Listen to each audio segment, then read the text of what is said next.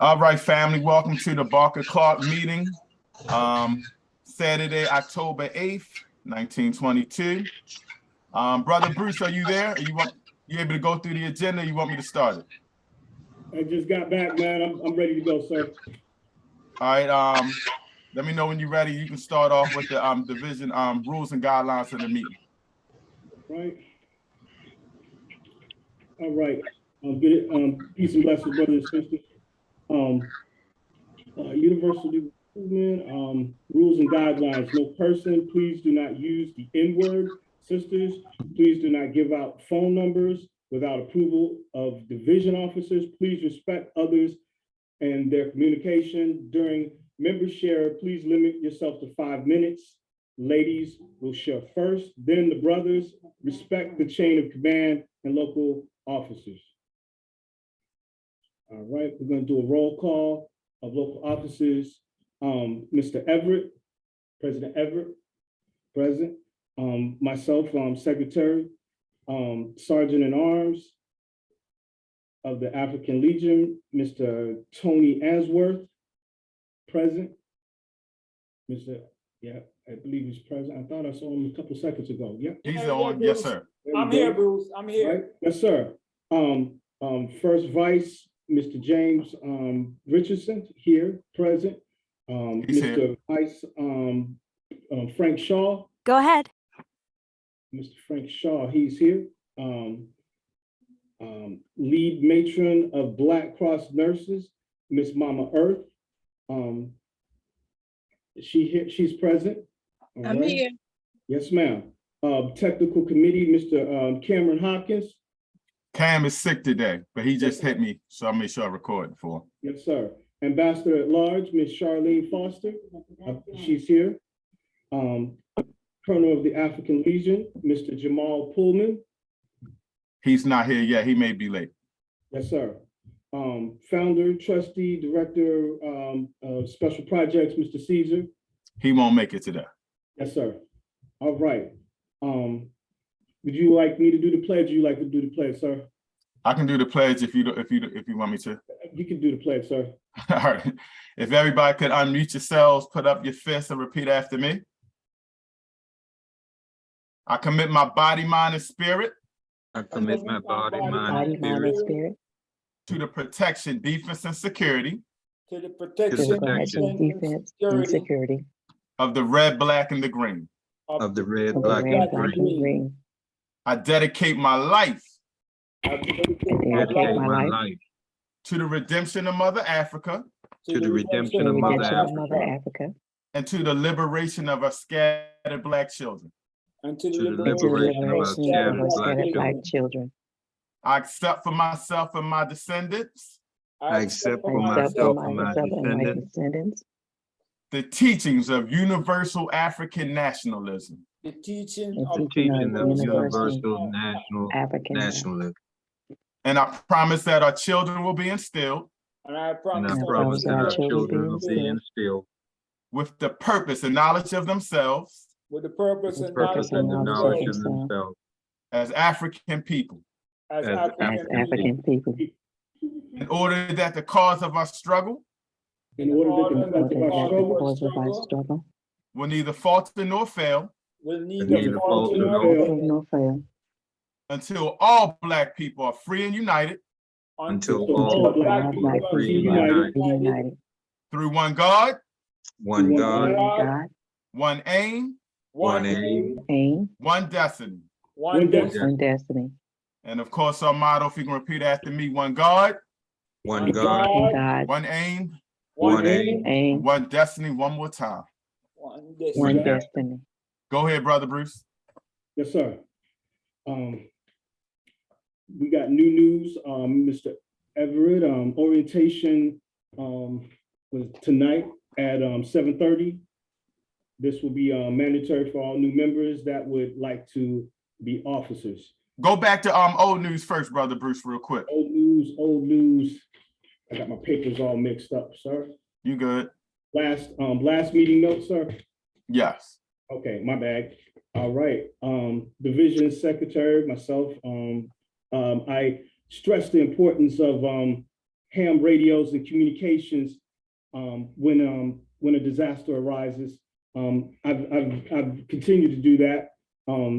As it is right now, we're very dependent on cell phone networks. In some of these other countries, they take down the cell phone networks, they turn off Facebook, and that leaves the people in the dark. Ham radios are a system that's been there before the internet came about, and you can email through radio waves, you can do all sorts of things. But I'm pretty sure that tonight that some of those points will be discussed as far as tactical advantages of being able to communicate long distance and even short distances. So that's one thing that I've continued to keep staying on is the ham radio and communications, especially for our people. We're very dependent on cell phones.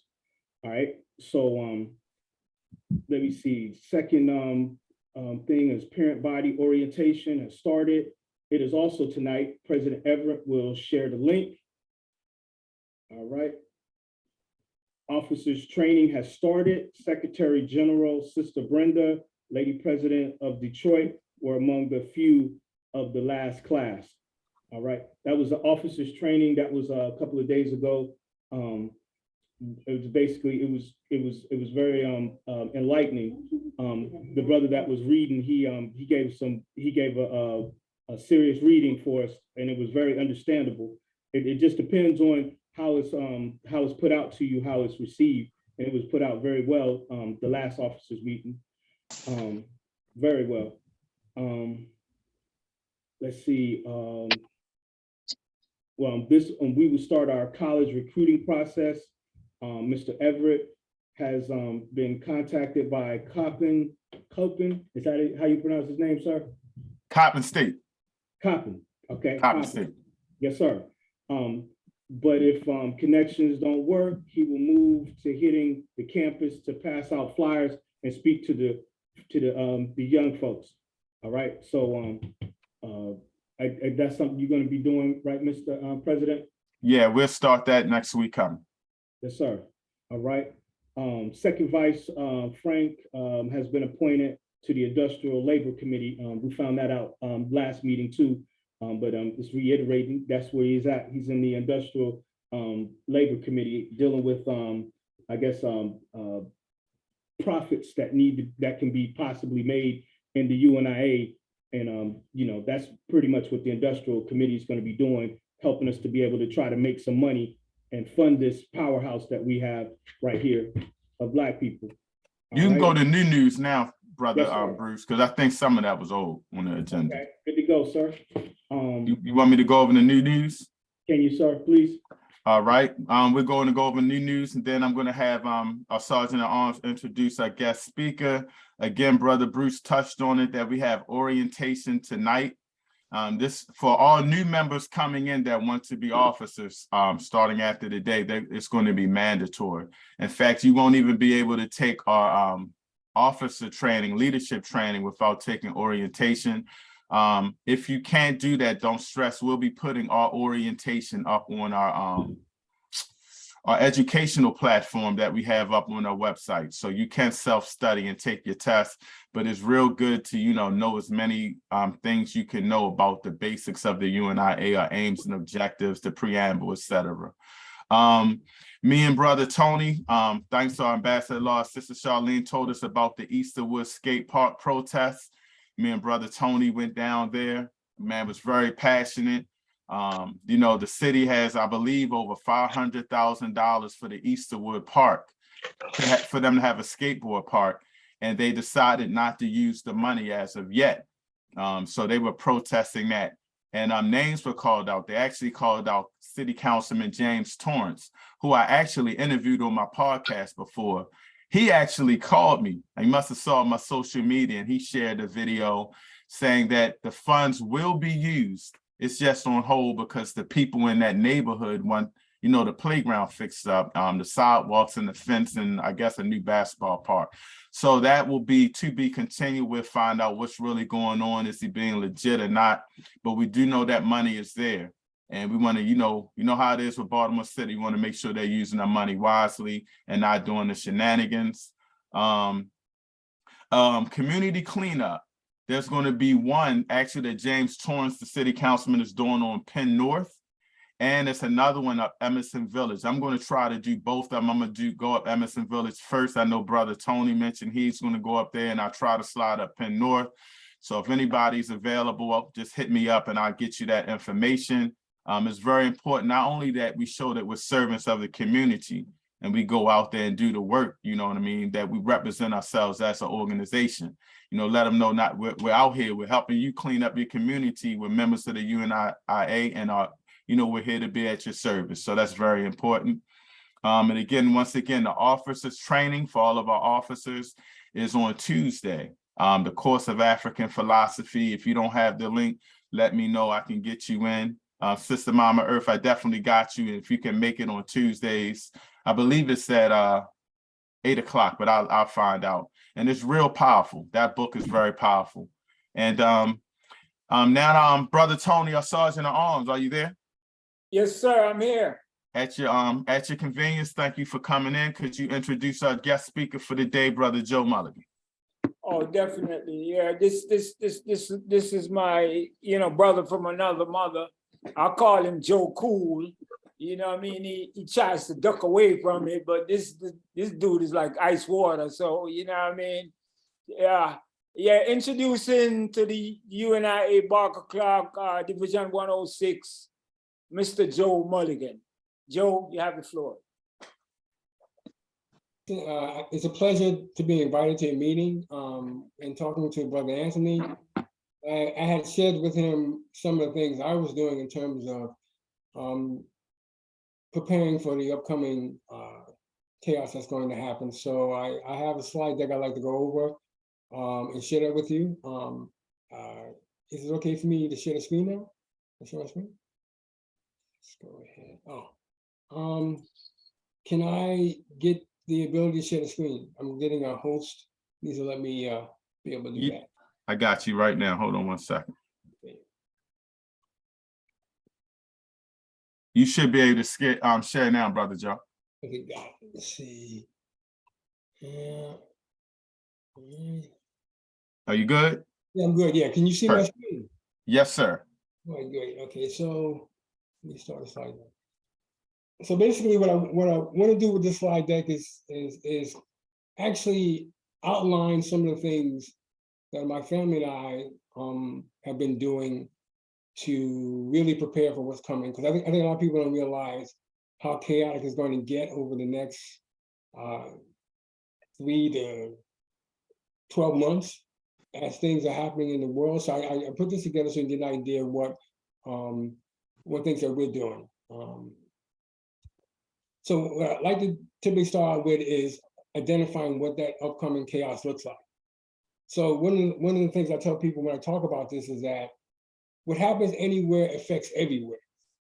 So don't think that because something happens in another state or another country, that it will not come back here. And we need to understand that it will. It may not come right away, but we need to understand that that is going to affect us. And some of those things that are occurring in the world today from a chaotic standpoint is the extreme climate changes. We already see that with how the weather has been and how that has affected people in Florida and affected people in the Caribbean. We already seen the extreme social unrest in the world with what's happening with Ukraine and Russia. And now we're seeing some of the conflict that may occur between Taiwan and China. The global inflation and financial market unrest. Like I said, we already know that we go to the store now, we're paying much more for everything that we paid for in the last year or so. And so you start to see that kind of bubble up. And then, with this whole going into EV and solar energy, the demands for energy is becoming more and more, whether it's solar energy or whether it is just straight up gasoline and gas. So we're seeing a lot of that. So again, a lot of these things all these wars are happening at the same time. And at some point, and I heard the brother say earlier, there's going to be something that is going to just be catastrophic. And we just have to make sure we're prepared for that. Any questions so far? Okay, so what I'm going to be covering here today is, how would you go about preparing for this? I broke it down into like 5 categories here. So in terms of how you should be looking at your food supplies, and I'll break that down in terms of what that looks like in that section. Really being concerned about clean water, clean air. We've had experiences here in the Baltimore area where we've seen that clean water has become an issue. And it's still becoming more of an issue. And that's not just a Baltimore issue, that's not a Maryland issue, that's not a US issue. You're starting to see a lot of water now showing up with what they call PFAS, which is forever chemicals. We have to make sure that whatever water that we're consuming, we've got to make sure that we are filtering that out so we get the clean water. And then with the air based on climate change, you're starting to see a lot more pollution in the air. The power needs, again, that's going to be, okay, how do you survive having no power? Like what are your backup plans in terms of are you looking at generators? Are you looking at like what do you have? So I'm going to be talking a little bit about that. And if anybody's interested, I'm going to explain what we're doing with those that kind of situation. Tactical tools. Again, this is a situation, and the brother mentioned earlier that we got to be able to look at all kinds of tactical tools as a threat. I'm going to be outlining some of those things that will help protect you, protect your property, and things like that. And then communications. Yeah, we got to be able to communicate moving forward as this happens, because people are going to be affected, and you got to be able to still maintain that ability to be able to reach out to those who need support. Any questions? Okay, what I would also like to cover is what this presentation will not cover. Okay, so now I'm not in the business of promoting any specific products, so I will not be doing that. I have no problem sharing some of the things that we have used in my family that's worked. I have no problem doing that. I'm not providing an exhaustive list of every category covered, because again, that's going to be something that's probably changing. And that is something that, everybody has to tailor what their food supplies look like, what their, how they want to handle clean water, how they want to handle power. That's all different for each person. And utmost, I am not professing or portraying that I am a licensed survivalist. Again, as a person off the street here, sharing exactly the things I'm doing to prepare for the upcoming chaos, and I'm willing to share that with people. Because the ultimate goal here is you want to survive it, you want to communicate while you're in it, and then continue to survive afterwards. That's the key. So that's the, and that's the model that when I talk to people about this, is that make sure you survive, communicate, survive. Any questions?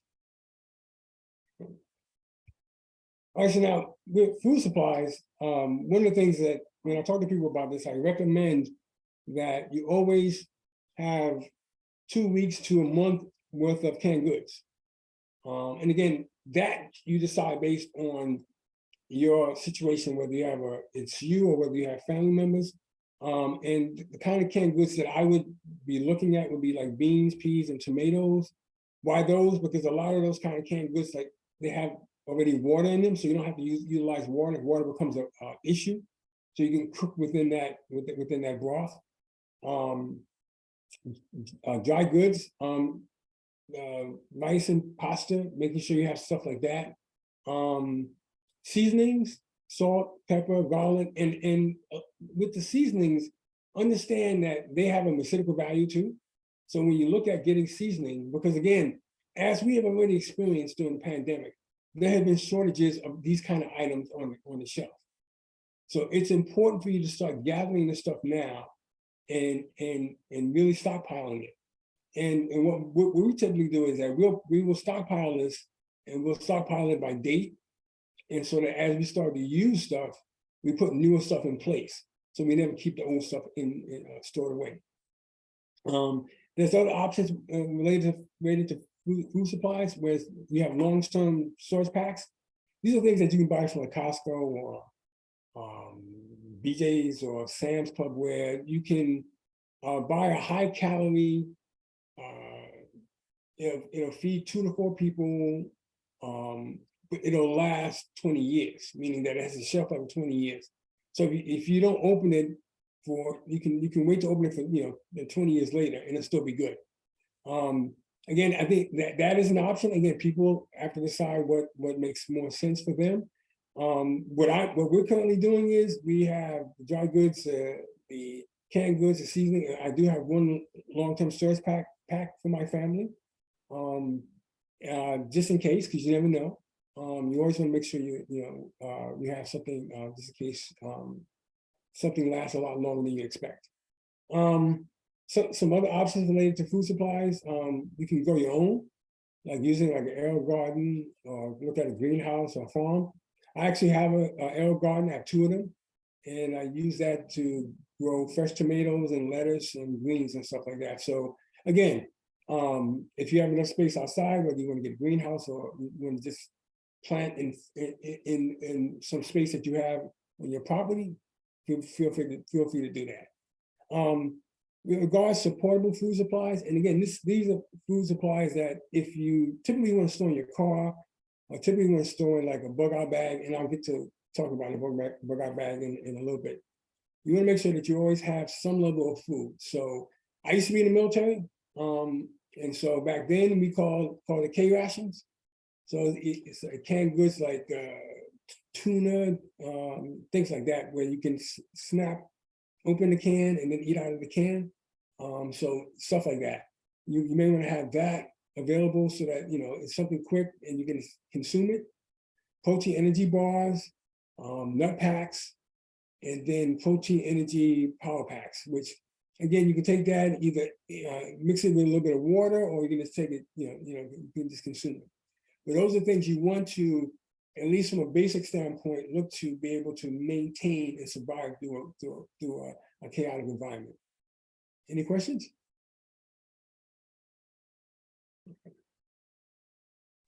Clean water, clean air. Now, this to me is one of the since we will die sooner without any water in particular, but in this case, clean water. This is one thing that I really stress people to make sure that they really take care of and have something in place. We currently use the Berkey system, again, not endorsing Berkey, but it allows us to be able to filter the water that we see that's coming in from our faucets that are really in bad shape. And it does a great job of getting rid of the PFAS, or the forever chemicals, which is important. And it gets rid of like 99% of the type of viruses that may, bacteria that may occur in the water. So that's why we use that. But you can look at things like other systems. You can look at looking at portable water filter bottles. There's a lot of those that are available too. You can look at getting trusted bottled water sources. If you feel like there's some water source that you feel comfortable with, and you feel like they do a good job of making sure that there's no bacteria, feel free to go with that. You can purchase alkaline water in bulk. I know there's some people that do that also. The other important thing to understand and recognize is that when there is no water, you need to make sure that you have some level of water stored in your home, because the recommended amount of water should be 1 gallon per person per day. And so, because there may be a situation where you don't have any water at all. And so what I recommend, and what we use, it's akin to the way the military carries their water. I use like a portable 5-gallon storage container, and I have several of those stored with water to make sure that we have days and days of clean water. And that water would typically be used so you can consume and drink it, or you can use that for preparing food. And then with regards to clean air, the air is getting worse. Air is going to get even worse as the climate is changing, because that air is coming across the country. And people don't realize when you have those fires out in California, that air is coming over land from West Coast to East Coast, and that is bringing a lot of the debris and a lot of bacteria to the air.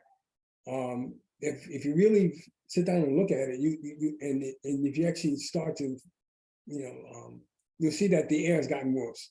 And so what we recommend and what we do in our home is we have a air filtration system almost on every level, using a HEPA filter, which is basically you have a carbon and then you have another filter in front of that. And we use that to filter the air to make sure that the air is clean. So again, these are things that we found that have been that have worked. And any questions there? Okay. Power needs. So there are a bunch of options here. You have solar power generators, you have propane power generators, gasoline power generators. Okay, so now I know I'll speak for my family. We're on the solar power side of the house because we don't want to be in a situation where we're trying to leave our home and trying to get a hold of some gasoline to power a generator. The solar power generators tend to be a lot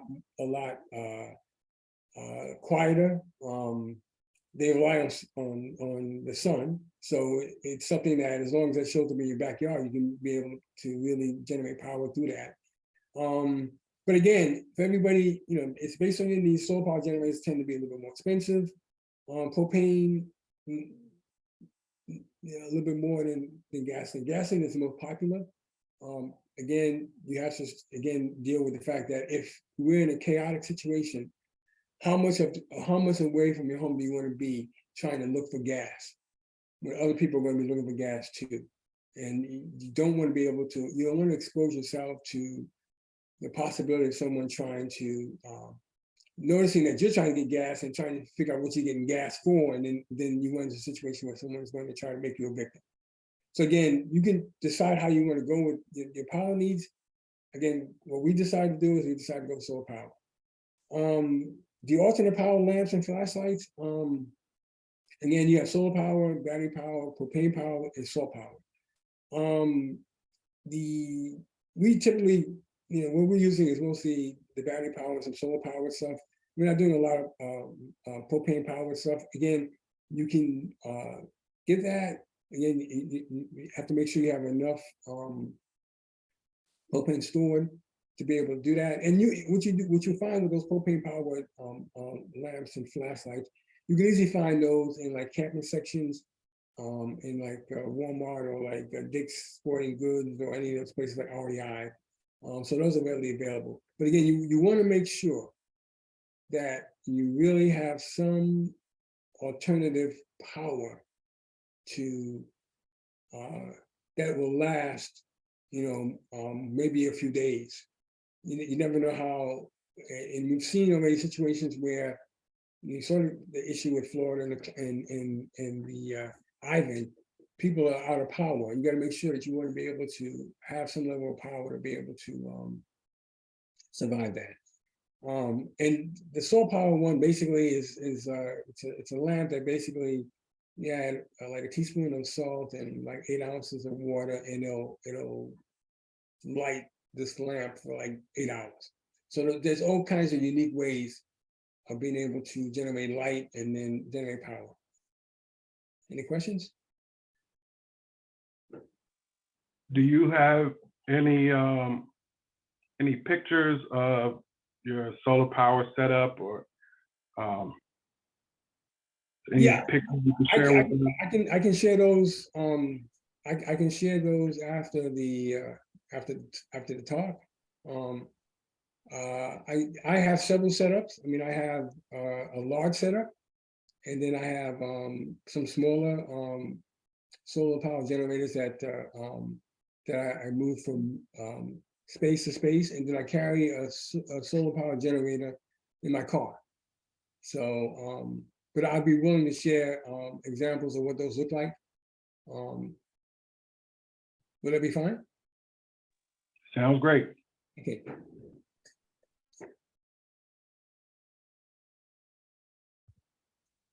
Okay, taxable preparation. One of the things that you should consider having is what they call a bug-out backpack, and you can probably do a quick search on the internet and see some YouTubes on bug-out backpacks. But basically, it's a backpack that has enough stuff in it that if you had to leave your home, you would be able to maybe go 2 or 3 days with everything that you need in there. So I'll give you an example. My wife and I have a bug-out bag. My bug-out bag has my passport, it has some cash, it has some of my key, it has my hard drive, that has all my financial paperwork on it. I mean, anything I think I would need that I wouldn't want to leave in my house, but I may have a need to be able to access it. It has, change of clothes. It has a knife in it. It has a bunch of stuff in it. It has a backup cell phone, which I'll talk about. But it's those kind of things where it stays packed. I don't look at it.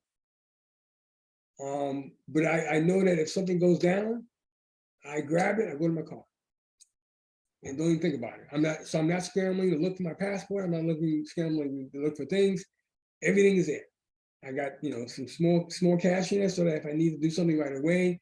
So again, that's something that you may want to consider having, in terms of from an emergency standpoint. Also, and I just mentioned the cash piece. When these financial machines start to break down or money doesn't become available in those machines anymore, I think it's always important to make sure that at some point you keep some small bills just set aside. And why do I say small bills? Because as you need to venture out and maybe purchase some things, people will be watching you.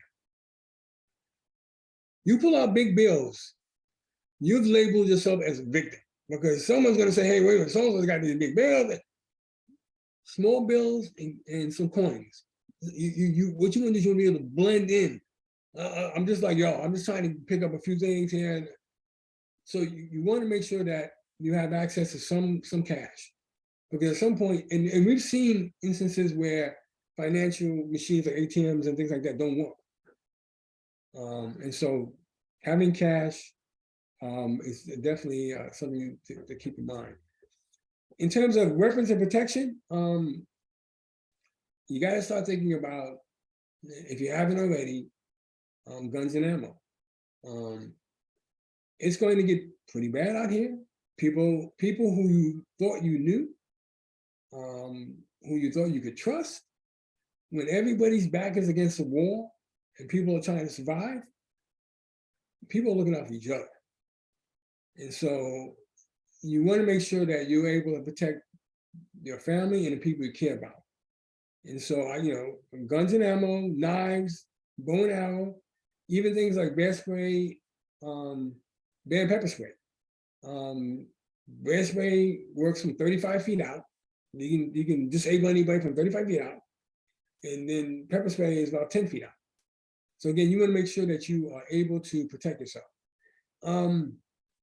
This next category, gas mask.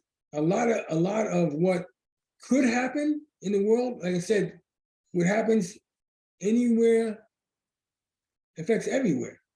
So as you can see, a lot of the this kind of gassing that's going on in Ukraine and Russia, there's no telling whether any kind of conflict is being brought here, where we need to worry about this country being gassed, or even just from the standpoint of that the gas, that kind of gas particle travels, and you have to be able to breathe. And so, my family, we bought several gas masks, and the Ukrainian gas mask, and we hope we never have to use it. But you want to make sure you have something just in case there is some kind of conflict that is brought to this country, because historically, no world conflict has ever been brought to this country. We've gone overseas to fight world conflicts, but nothing's never touched this land. But listen, there's always a first. So you want to make sure you want to make sure you're prepared for any situation like that. Navigation, tactical preparation, again, a compass, a simple compass. You got to be able to know whether I'm going north, south, east, west. And then one of the things that we have used is a night vision visor and camera. So in our backyard, we all have a night vision camera that will take photographs of anything that's moving at night. And so you want to make sure that, you know, from a protection standpoint, you want to be able to make sure there's anything going on. You want to know what's going on. Any questions?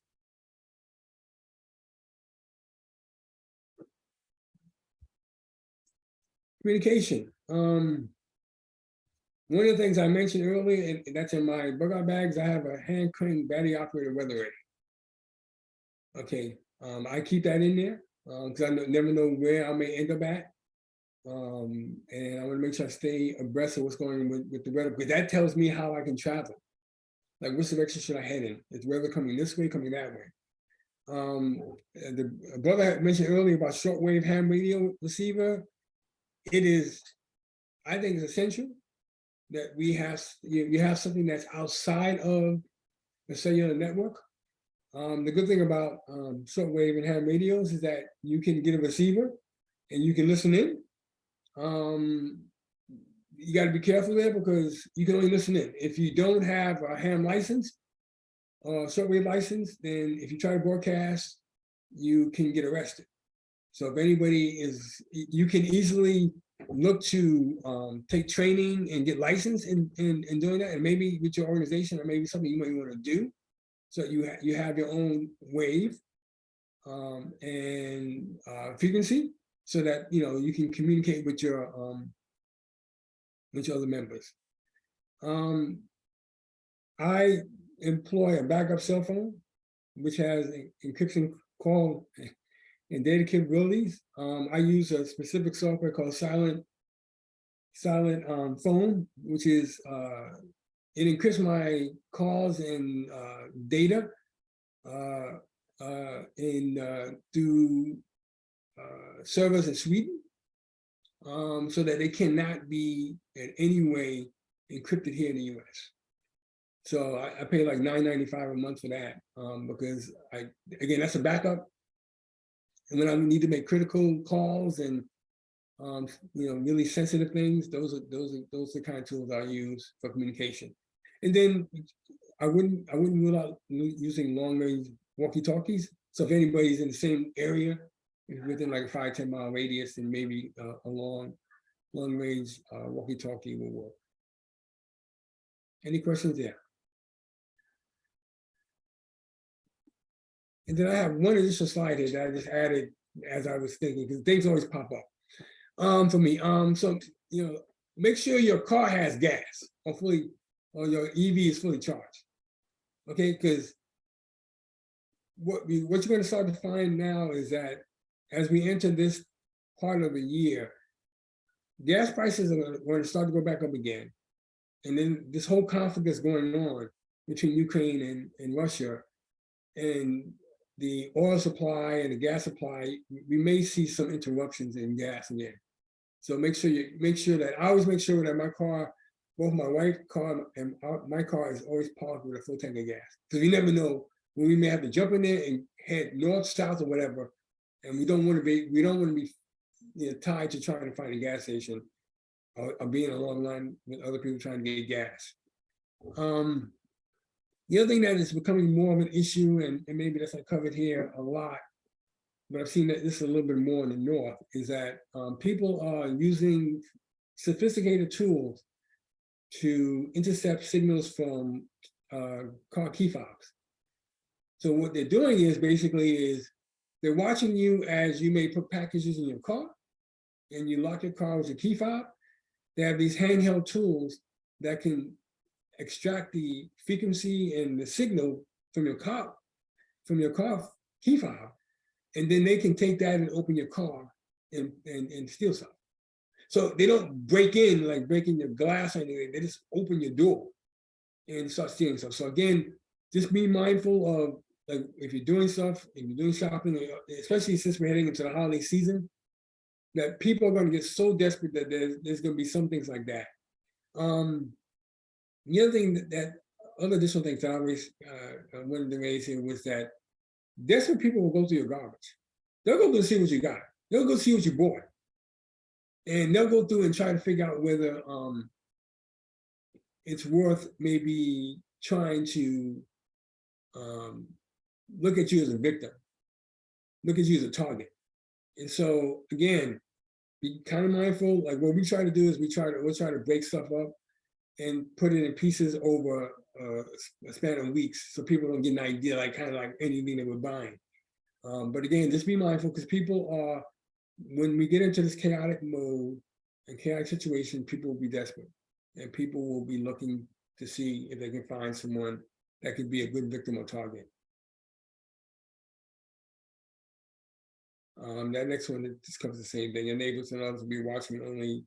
Yep, yep. And then please, the whole idea behind this, when you try and survive here, maintain low profile. Maintain low profile. Again, I go back to survive, communicate, survive. Any questions? That's all I have. Thank you for your time. Thank you, Brother Joe. That was very good and powerful. If anybody wanted to have some questions, please raise your hand so we can we can get up and accordingly. But I had a question for you when you were talking about the key fob protection.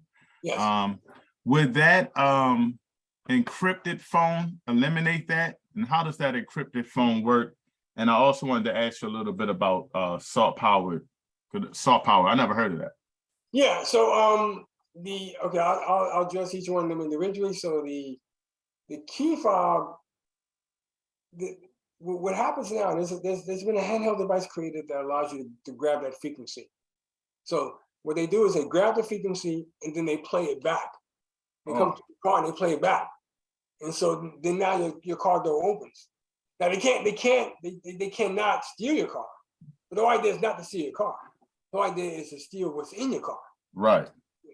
And so that's what the key. So there are what they call Faraday cages. Like, and I'll send you a copy of what I use.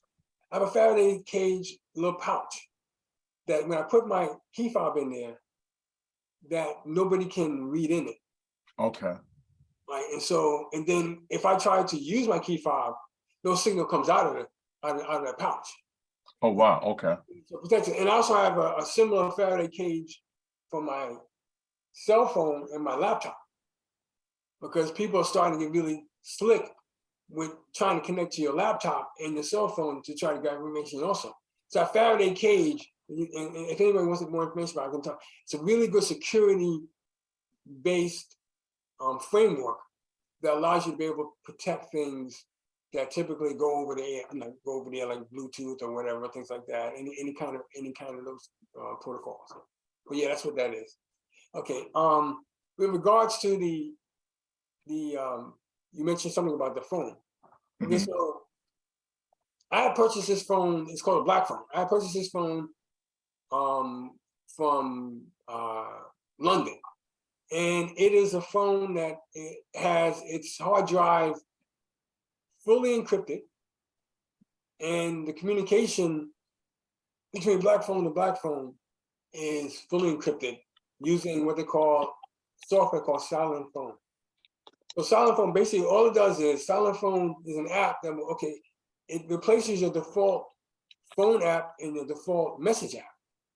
So when you bring Silent Phone up, you dial your number in, your call is automatically routed from your cell carrier through a server in Switzerland back out.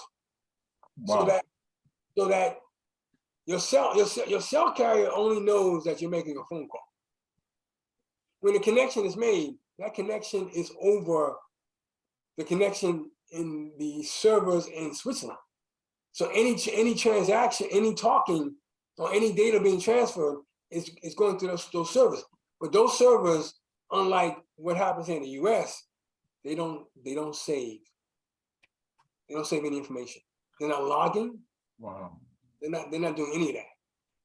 That's the problem we have here, because the cell carriers have to store information for us because the government may request at some point to see that information.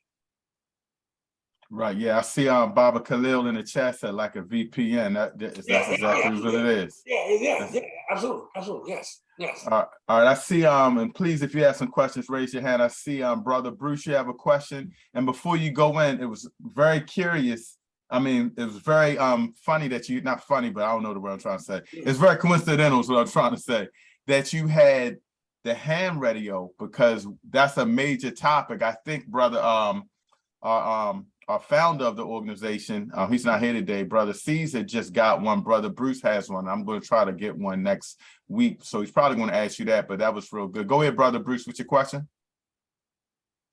Yes, sir. I wanted to add the first 2 books of the ham licensing explain about Faraday cages, explain about the RF scanners, and explain how to wire different things that need to be just if you wanted to wire something, impedances and everything. So it's very important that we even crack open the books, the first 2 books, which is the technician and the general class, to be able to understand how to communicate and how communications work.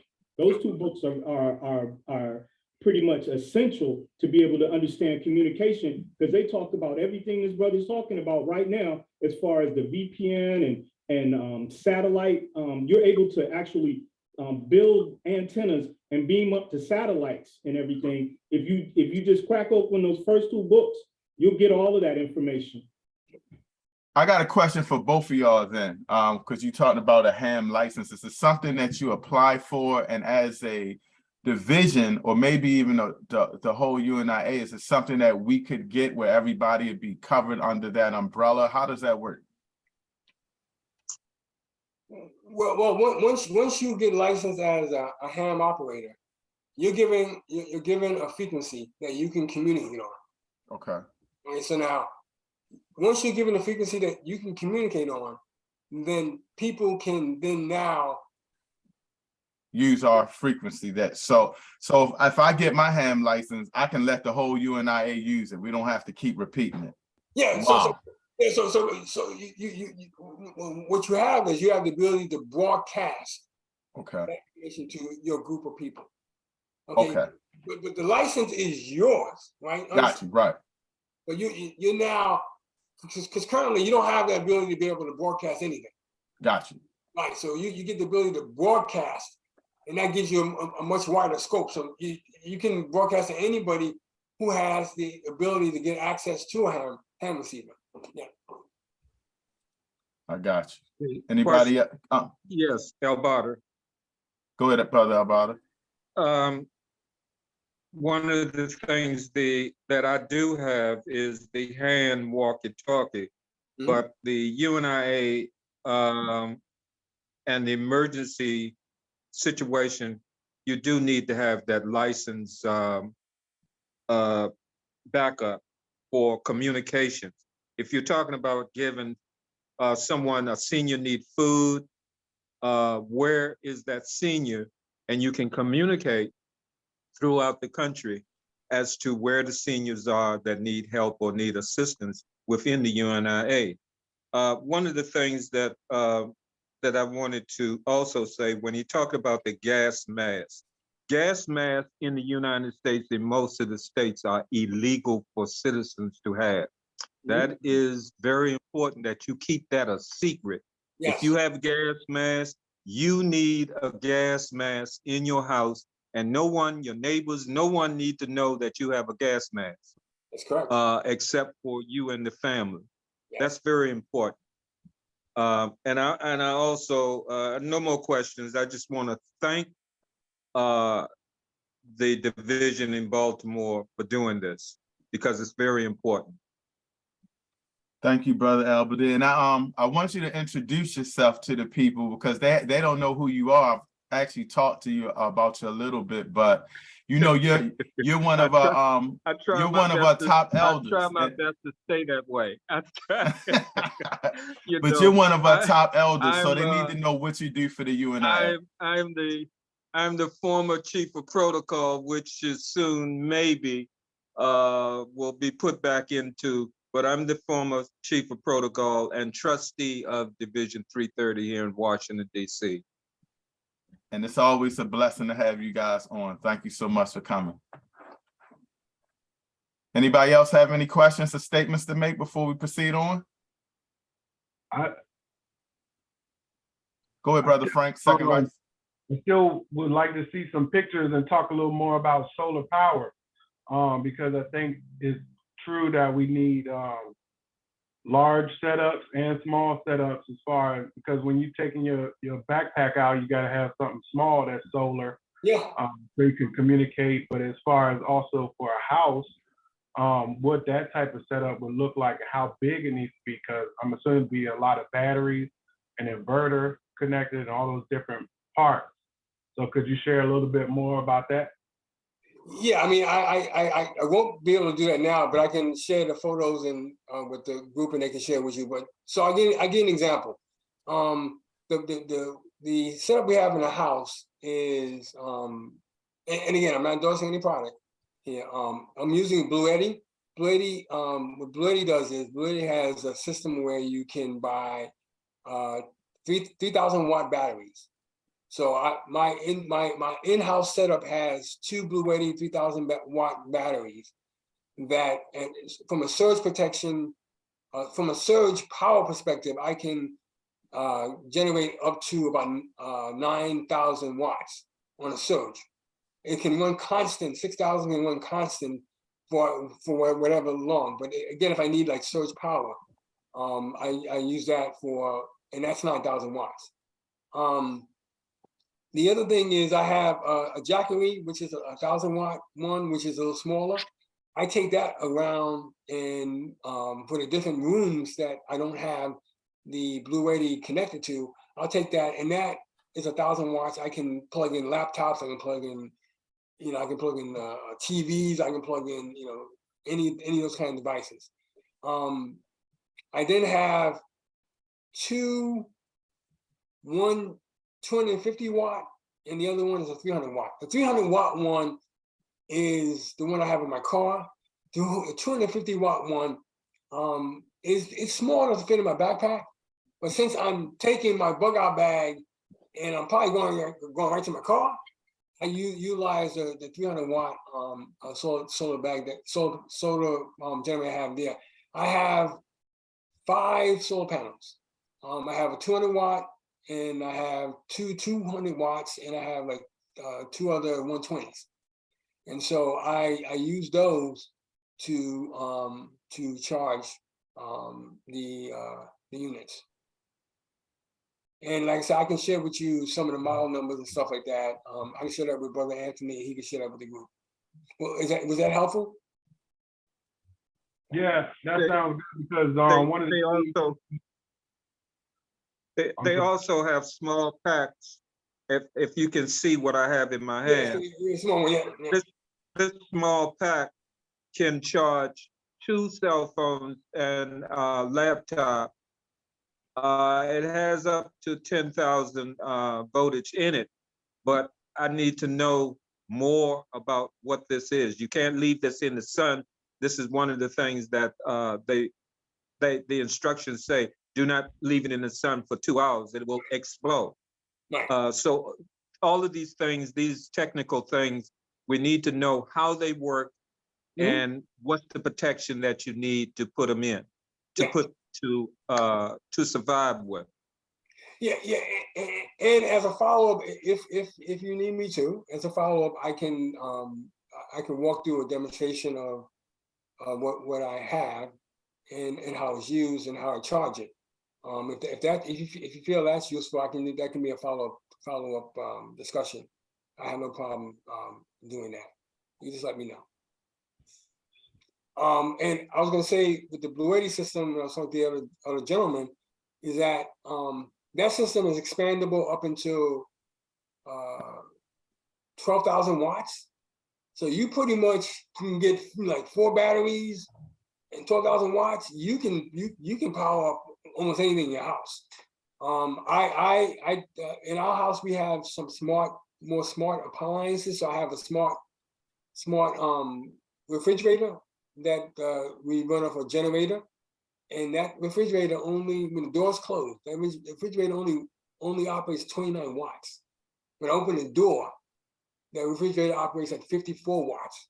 So again, it's a mixture of making sure that you have, some of the right appliances, along with some of the, utilizing power the best way you can. So those are kind of things I can, if you need me to kind of like go through some examples of that, I can show you what kind of setups we have.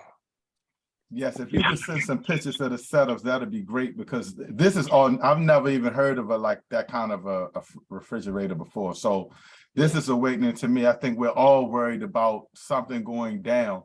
Yeah. And before you jump in, Brother Bruce, I know you had another question. It's something that you said, and I know a lot of people when we talk don't like it, but arming ourselves. And I guess if the first vice is on later, he could talk about it.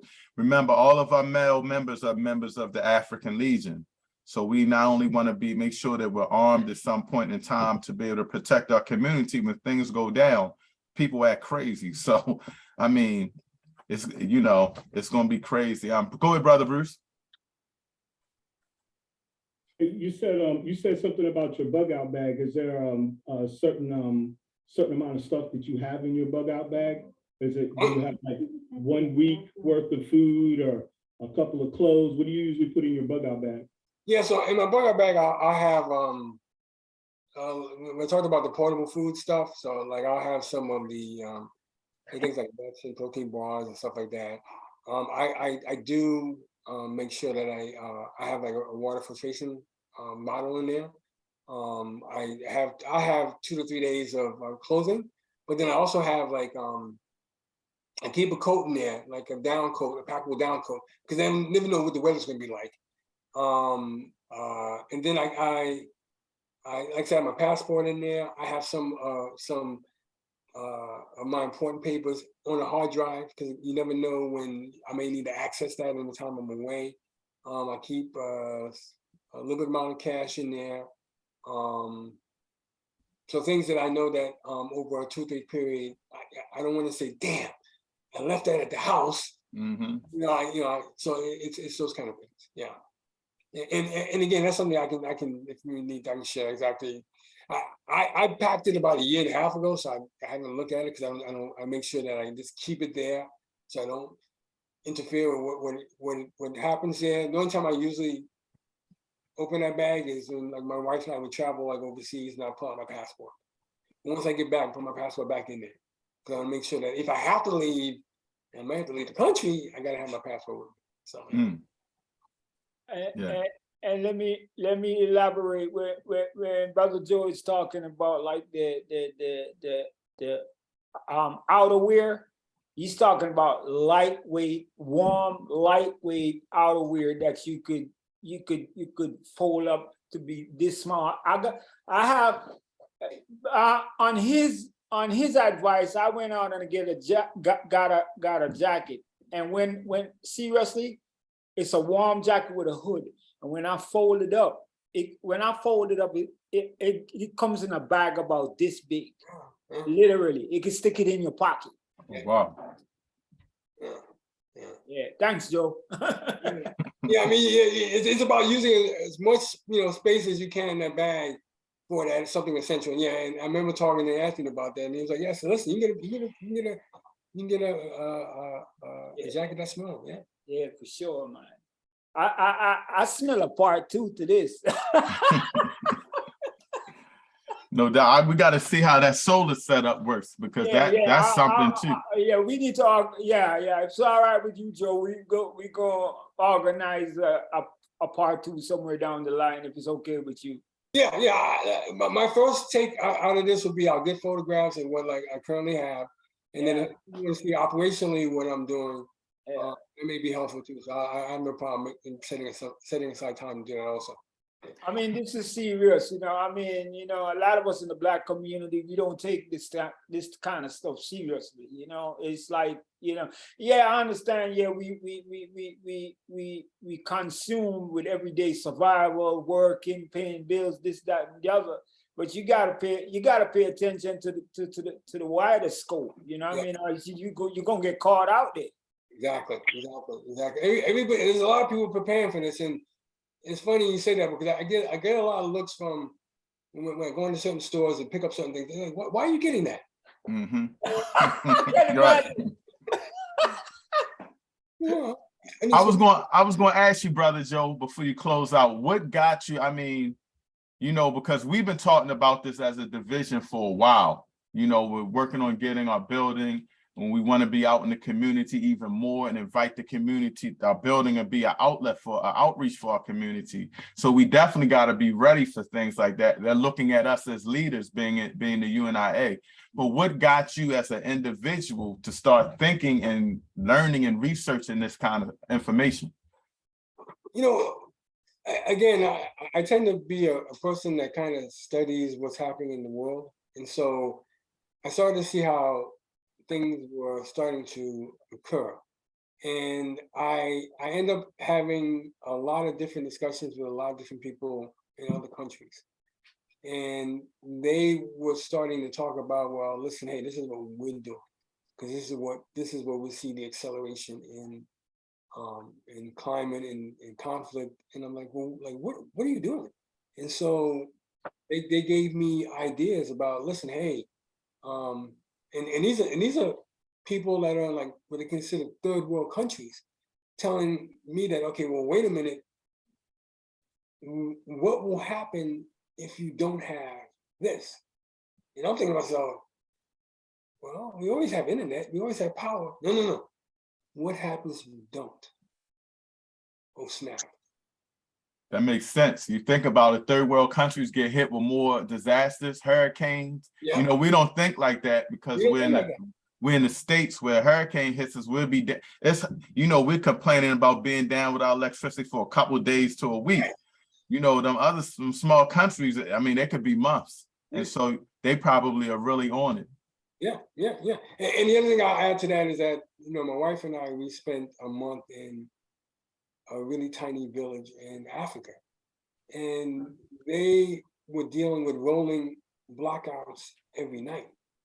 And so, and then they didn't have like refrigerators, anything like that. So they were like, everything they were producing and they were cooking was like based on what they had now. And so I'm thinking to myself, like, could we live like this? Like, and we did it for a month. And I was like, okay, wait a minute.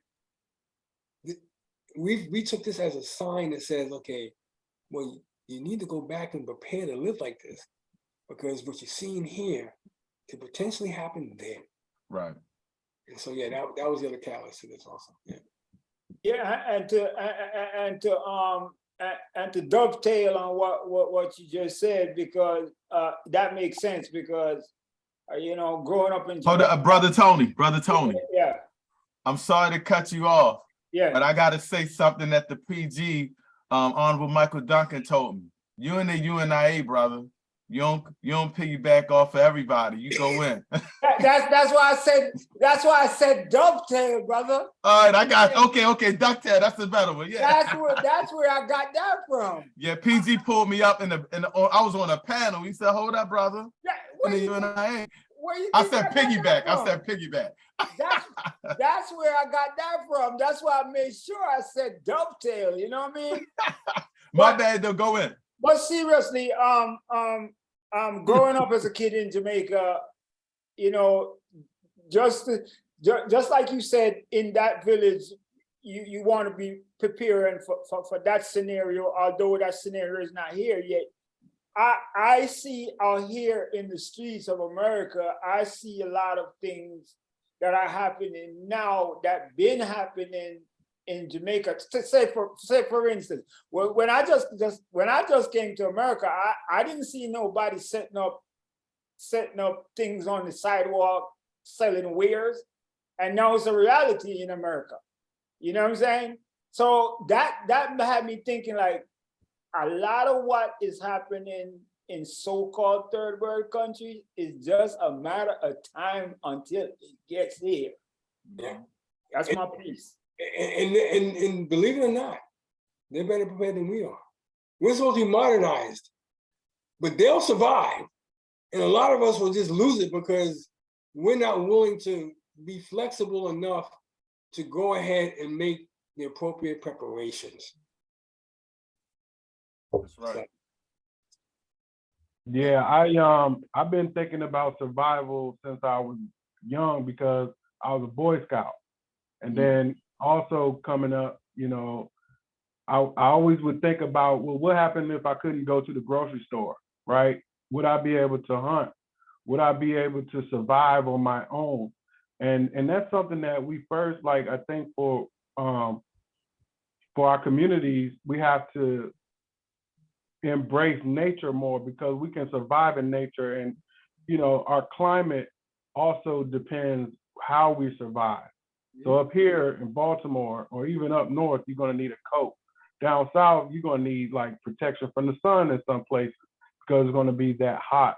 But on a larger scale, I think we also have to think about how do we survive as a people? Because if we have to go longer than just a day or two, you know, then we have to find a center that we can all go and be able to support one another. And that's what I think about when I think of what Black people need as a community to be able to survive it and be self-sufficient. So it's not even just survival in terms of a natural disaster, right? This is survival because we cannot continue to live off of a system that doesn't support us. That's right. So, you know. Wow. I like that. It has to be, and when I talk about solar, I'm honestly, I have, I won't say it's plans, but right now it's kind of a idea of putting like a solar pavilion in public areas, like in let's say major city areas near the bus stop or something like that, because you see places on North Avenue, they'll put the food out there for people, you know, and people are always congregating around here. What if we had solar power pavilions that could just generate solar power for people, have cooling in the winter, have heat, cooling in the summer and heat in the winter. These type of, it's called like a sustainable urban village type of setup, right? Because we think about the urban cities, but they're also small villages. And we have, you know, that type of mentality. So kind of feel like I'm rambling a bit, but I think this is absolutely important for where we're going in our future and being able to provide for our own, you know, so generating power outside of any type of power grid that we have to pay for. We have, I mean, there's people who are cooking with solar, right? So there's a lot of things out here that we can do on a local level and small scale that will help our folks, help everybody learn how to be survivalists on their own. And I also think it starts with taking these kids camping, getting them used to it, right? What you gonna do if the only thing you can do is fish?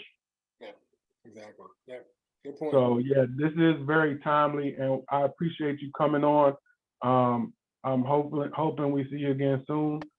If anybody else had any questions on this topic, please feel free, or any open discussion item that y'all wanted to share just on your own personal level, what you're doing. I think kind of open up a bit for a couple of comments. Good call, Brother Frank. If anybody has any comments before we go to member share. Ladies first. Hold on, Dr. Sampson. On member share, you guys can share anything you have going on. So that's for even our guests. If you're on, you got a business or anything, you can do that. But on the topic, we're going to have an open discussion right now. Go ahead, Dr. Sam. Yes, if you'd like to bring up my website on share, please, because we needed a disclaimer for this, because at this time, while we're organizing, getting prepared, and putting ourselves together, we don't want to over-excite or immediately excite and panic the European. That's why I put in what I did, my service ID card, my veterans ID card. It's for a member share if you want to share your website, Dr. Sam. Okay. Let me see here.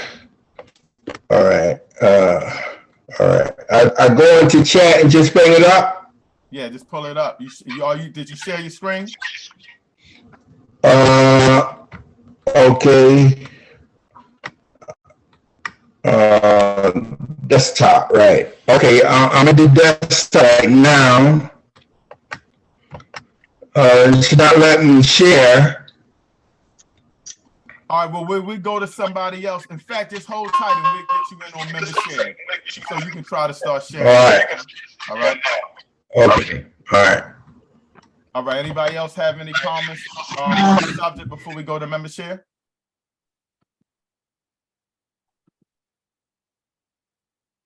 Nobody else has any comments? All right. Well, in that case, we can go on the member share. How we doing the member shares? You let us know what's going on if you choose to. Whoever's on the call, we always start with our sisters first. Ambassador at Large, Sister Charlene, you have anything going on you'd like to let everybody know about? No, not at this time. Just glad to be back on and back in service. That's all.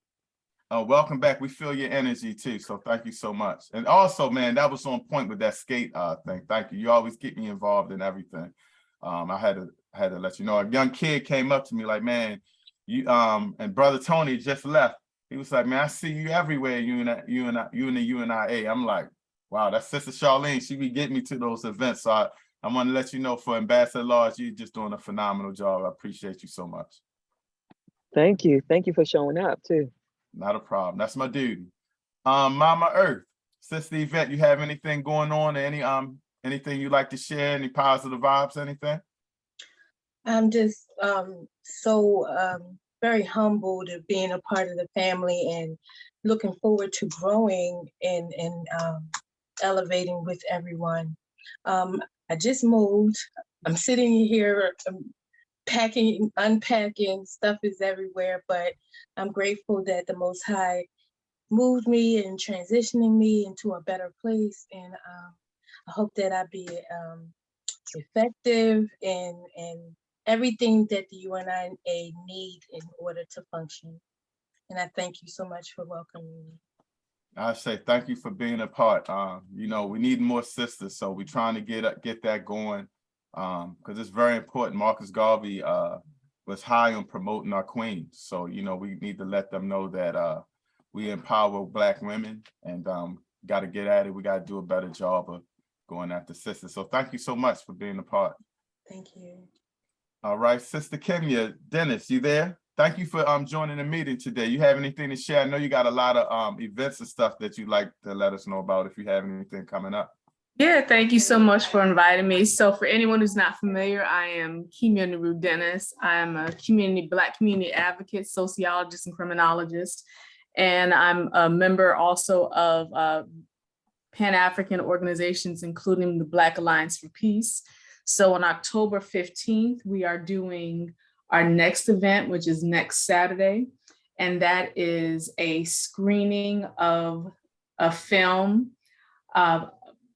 It is the Frantz Fanon's film.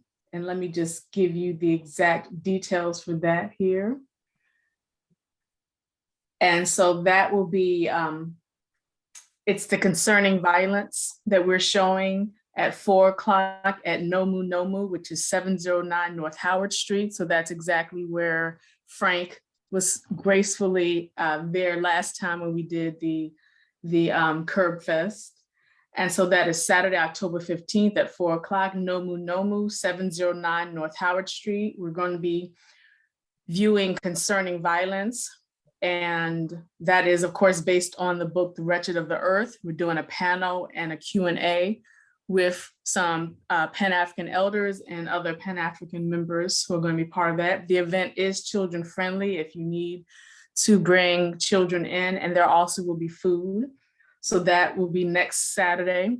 And then I specialize in Black health. So the Saturday after that, October 22nd, is when a sister whose name is Shauna Divine. Shauna is an Afro artist here in Bmore. And so we're doing our event at Bmore Green, which is West North Avenue, which is the Black vegan spot where, Farmer Nell gives free food, free vegetables and fruits to our people on the corner. So we're doing about 2:00, we're doing an Africans with Epilepsy at Bmore Green. So both Shauna and Divine and I have epilepsy brain conditions. And so what I do for years is I do presentations in our communities to talk about mental health, epilepsy, everything, because my whole entire purpose in life is to get our people to take care of each other, understand thousands of years of African sciences, medicines, health. White people and Asians did not create health and medicines and sciences. And so I don't want us to be opposed to going to the doctor. I want us to be informed to go to the doctor in addition to other holistic approaches to health. So that is going to be Saturday, October 22nd, where Shauna Divine and I talk about how we address our epilepsy and how we reduce the likelihood of having epileptic seizures, including when things like trauma happens and what we have to do to get help for that. So you can always drop me an email at Kimya, that's KIMYA, at 365diversity.com if you want additional information. And we hope that you all can attend this. So thank you so much. Thank you, Kimmy, for attending. And also, definitely email me. Hold up real quick, brother, before I forget. Definitely email me that information because I can put that on our website. And I'll put that in our put it in our newsletter so people can get it. Go ahead, brother Bruce. Thanks. What is your email again? It's Kimya@365.com. Yes, Kimya at 365diversity.com. So the number's 365diversity.com. Thank you. And you know what, Sister Kimya, when you came to a Marcus Garvey Festival event, I was trying to figure out where I met you from before. And now I remember, now that Sister Charlene is here. Sister Charlene invited me to it was a community event where they were passing out ice cream and you were there eating some ice cream. Yeah, that's I could not remember till she just jumped on. I kept saying, I know I met this sister from somewhere. So that's Project I Can. So I used to be the grant writer and grant developer for Project I Can and Cups Coffee House. And that's partly Black owned, Black led nonprofit and coffee shop cafe in Bel Air Edison across from the Jamaican spot. And unfortunately, due to COVID funding, we shut down. So Project I Can and Cups Coffee House no longer exist, unfortunately, but we were 100% for our community. And as you all know, governments do not care about funds for Black-based nonprofits and Black-based cafes. They care about funds for wealthy nonprofits that are operated by politicians. But that's how you met me at Project I Can, where we're helping our people. We're training mostly Black youth on being baristas, chefs, making sandwiches, all that stuff. So yeah, it was wonderful meeting you. Thank you again for attending. Hopefully you can keep coming on. We need some powerful sisters like you with that information for sure. Thank you. Thank you for showing up. Yes, definitely. Thank you. All right, I'm gonna go to a couple of guests. Baba Khalil, you there, my brother? Let them know what you got going on, your podcast and everything. And you said you are people don't know if they see a lot of my red, black, and green shoes. You are from the Gosh. You are a vendor for them too, right? So definitely introduce No. Stop messing with them. Well, no, I buy from them, and I like to make sure I'm in charge. So I buy it from them, and then I put it out there. You know, I got you. That's the right way to go. You know, I'm a member of the Black Awakening movement.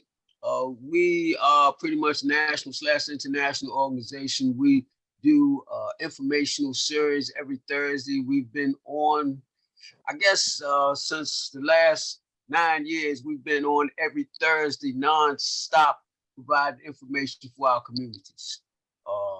And this actually we had this past Thursday, we had a sister out of California presenting information on gun care, and you know, it was timely, definitely connected directly to this what the brother just shared.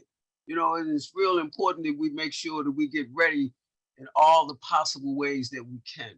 I'm a mental health professional. I'm basically originally out of Baltimore. My specialty is substance abuse and families. I'm a healer. I'm a Reiki master. I'm a breathologist, and I provide services for our people wherever possible. And I can be reached in the Black Awakening movement. But if you have someone that is looking for African-centered, African-conscious mental health professional, I am one of the people that's available for that. My offices are in DC, but I work with anybody anywhere. I can be reached at 202-352-2056 or through the Black Awakening movement. Can you repeat that, please? Certainly, I'm gonna type it, but I'm gonna repeat it also. 202-352-2056. And just because I'm really proud of I want to shout out for Sojourner Douglas that's no longer open, that is one of my alma maters, and I taught there for a few semesters, so I'm connected. And Brother Khalil, you in DC, we got the man you need to talk to, so hopefully you guys can hook up.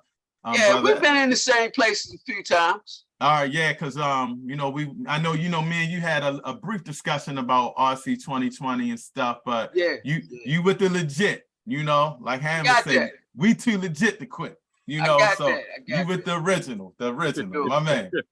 One of the beautiful things is, man, when the brother started talking, Brother Joe started talking, it took me back to the 60s, 70s with the Most Honorable Elijah Muhammad, because he always taught us to make sure that you was ready. So Paxson, I still make sure that I'm prepared, but he reminded me of some stuff that I need to put in that bag. That's right. Oh yeah. And I think I'm also go ahead and get a ham operator's license, man. I think that's needed, and based on what I was just hearing and based on what I've been seeing, I know that that's needed. I said, yeah, we working on. In fact, yeah, we got 2 members that got one. I'm ordering one next week, a hand radio, and then we're gonna get that license because it's very important. And you know, we can actually do sound checks and stuff like that just to hit each other every now and then. And for real, Michael Harry's not on here. We got a couple members in Africa, and for that's members of our division. And so, you know, it'd be good to hit him with one too. So, you know, we can always communicate with our brothers and sisters overseas. You know what I'm saying? So that's definitely important. Hotel. And speaking of that, brother, L, you up, so you can go on in. I'm up, brother. You said, yes, sir. Okay, I want to turn here in Washington, D.C. I want to talk to that other brother that works here in Washington, D.C. also. But here in Washington, D.C. is in the Southeast area, his office he's the National Black Emergency Preparedness Organization. So I need to hook him up with you, and maybe the next time we can bring this brother on to give us a worldwide view of national security. Okay. Oh, we got to do that. Yes. Wow. Thank you so much. You got anything going on down south we need to come down to help you guys out with? Because you know we're here for you. We are south. we definitely south, and we're in the heart of not only the nation's capital with all the devils, but we are also with the Black Devils, who's our 2020. This is their headquarters. So you know it's rough here with Division 330, but we're going to survive. 100%. That's right. I say, Brother L, and thank you again for coming on. Brother, Dr. Shands, I'm gonna do you last because I'm gonna share my screen so you can talk about your website. Then we can proceed on. I guess we can go down the line with the officers. First Vice, are you able to speak? You got anything to share? Brother James? He's on, he may not be available. Give a quick second. Brother James, going once. He may be doing one of his businesses. You know how James gets down. We'll talk about that later. Second Vice, you are up. You got anything to share? What's going on, Brother Frank? And thank you for starting that our bank account is started. We'll be depositing the funds in the next week or so. My mom had COVID and she's kind of mad at me now, so she's holding on to our division money, and I'll get with her. I didn't call her, and she's mad, and I was upset, and I gotta let her go because I'm in the wrong. I'm admitting that my son was on, so I'm admitting it. But yes, so, and I got the debit card for you, Brother Frank. I get with you, but go on in, Brother Frank, it's on you. I just wanted to thank everyone who presented or shared anything this meeting. It's good to see Baba Khalil here. I remember we did that Race First event, or one of the events that Baba Imhotep did, and my son kept asking him for stuff from his table. And, and I'm like, these guys out here to make some money, they selling this stuff, but they end up giving them 3 or 4 different things. And I'm like, man, he still wear that Heru necklace to this day, man. He loves it. So very appreciative for that. And it's good to know that you do mental health stuff. I'm located in Crofton. My wife, she works at a school in Southeast DC. It's called Henley Elementary School. So I wanted to ask Brother El Bader, am I saying it correctly? Yes. Okay. What part of Southeast are you in? Well, it's not here in here in Washington. It doesn't really matter. DC is not that big. If I'm in Northwest, I can get cross town anytime. But I'm in the Northwest area. I'm in the Shaw area, which is my family's from Midtown. Tacoma Park. Right. My That's family's from uptown. Tacoma Park. Right. Exactly. Yes, So I know. yes. I'm just trying to see, because you said the other brother with that organization was in Southeast. The survival. Yes, but the Southeast area now. What school is she at? She's at Henley, but what school is your wife at? Henley Elementary School off of Chesapeake. Off of Chesapeake. Okay, yeah. But I'm okay, down. So I'm down in DC all the time, so I can pass by. They off MLK, Good Hope, Minnesota Avenue, wherever they at. That's the new block. Yeah. Southeast Anacostia is the new block. They pushed most of the blacks out of the city into the Southeast area. So it's now fighting for home rule of the Anacostia area. That's Anacostia and the upper part of St. E. St. Elizabeth Hospital. But that's an elementary school, but I do exhibits for schools. So, and during Black History Month. So it's, that's something I can do if, when knowing that there's a teacher or something that need an exhibit or something in the school system. All right, that sounds good. I'll get you guys connected. Okay. What you done, Brother Frank? You have more to say before we go to Brother Bruce. No, y'all keep going. All right, Brother Bruce, you up. Oh, I just want to add one more thing. I broke another cell phone, and I went to go get ready to buy a cell phone, and it was like $1,600, right? I think it was like the new Samsung. So I started Googling around, how could I get a better cell phone? And I found one that lasts 4 days. You charge it up one time and it lasts 4 days. They don't sell them in the stores, right?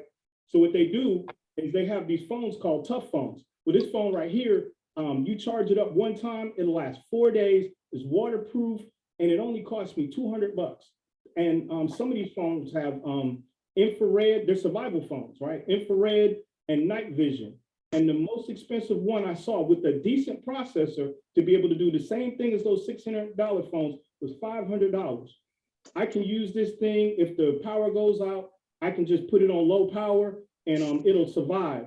And I think that what's happening now, that these cell phone stores, they're beginning to just only advertise what they want to advertise, but there's better stuff out there for us and everything, especially on a grid down situation. A 4-day phone on low power can last you a week or two. So you could just pop it on here and there. But a regular phone that has like maybe a 3,000 milliamp battery, this one actually has a 15,000 milliamp battery. That probably lasts you a day or so, maybe a day, and then the battery will start depleting. So that might be something that folks might want to look into is they're called rugged phones, and they're actually survival phones. So you could pretty much throw this off of a building and it'll still survive.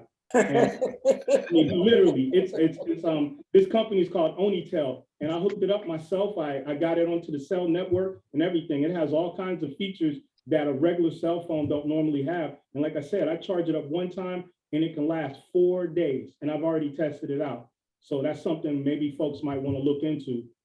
Yeah. So Yeah.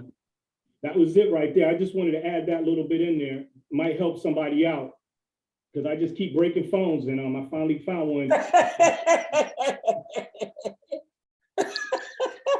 All right, what I'm gonna do is Sergeant at Arms, I'm going to go to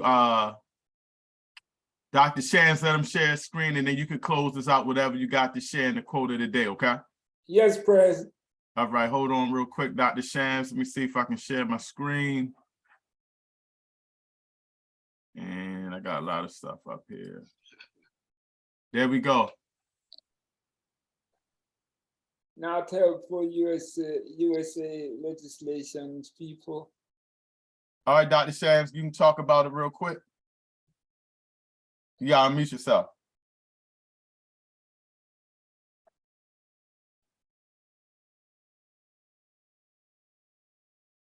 I think you muted, Dr. Shams. Which part of this we supposed to be focusing on?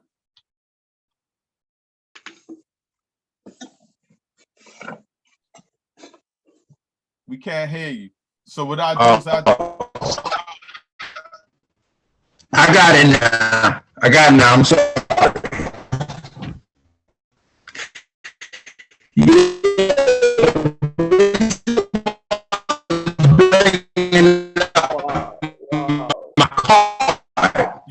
I'm a veteran. I'm in the United States Marine Corps from July 2018 to the present. Yeah, your audio is real bad, Dr. Shams, but what I'm gonna do is I just try to go through it. I see you got the sovereignty laws up at the top. Some information about sovereignty laws, which we want to always, as a UNIA, that's our goal, to be a sovereign nation as Black people. I see you got some United Nations information up here. Polygamy versus monogamy. I hope I pronounced it right. It's from reverse Willie Lynch, but I'm gonna go to the home page and just scroll down. Monogamy. Monogamy, yeah, my bad. I'm all over the place. I need to eat. And here's some information here. Up and down, and the name of the website is Not Helpful USA Legislation People.bravesites.com. And Dr. Shams, if you could nod your head, you put that in the chat, correct? All right, and Brother Nate, I know you had to jump off. Did you have anything to share before we get our Sergeant at Arms to close out, of what you're doing in the community? Anything, Brother Nathaniel?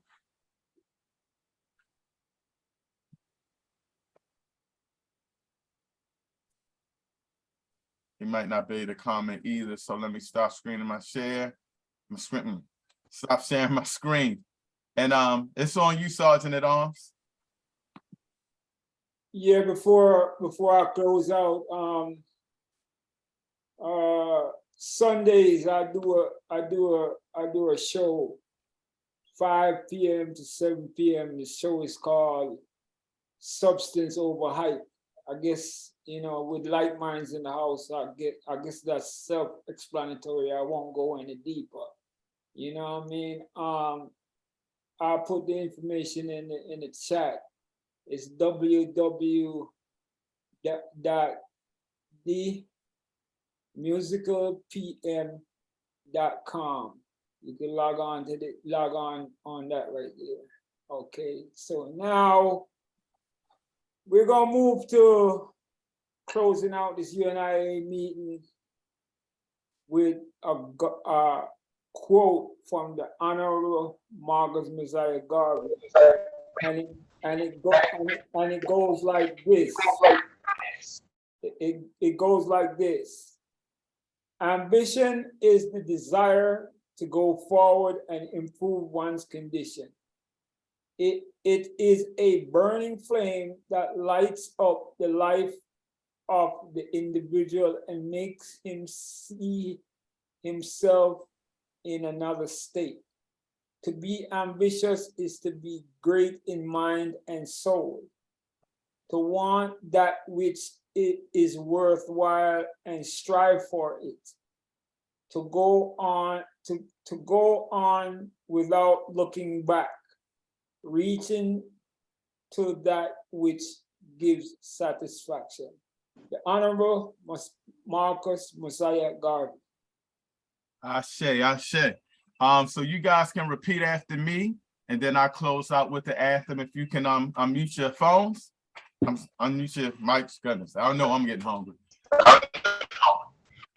One God. One God. One aim. One aim. One destiny. One destiny. Africa. One destiny. For the Africans. Africa. For the African. For the Africans. For those at home. For those at home. And those abroad. and those abroad. And those All right, family, I end with the anthem, and if those who want to get off, you can get off.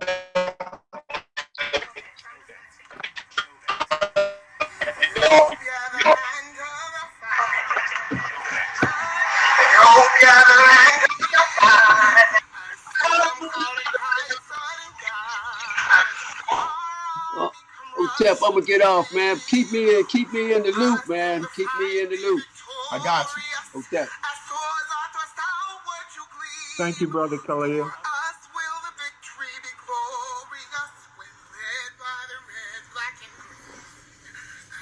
Brother Everett, Yeah, I thank you. anytime. You know I got you, my brother. Yeah, thank you, my brother. I got you. I had Thank you, Baba Elder. Yes. That's Peace how and blessings. Sergeant at Arms got the jacket you gave me. Yes. Yeah, thank you very much. I appreciate it. The I brother wear looked good in it with pride, red, black, and green. The brother looked good in it too. Thank you. let us know on YouTube. When you get on YouTube, let us know when you're on YouTube. YouTube.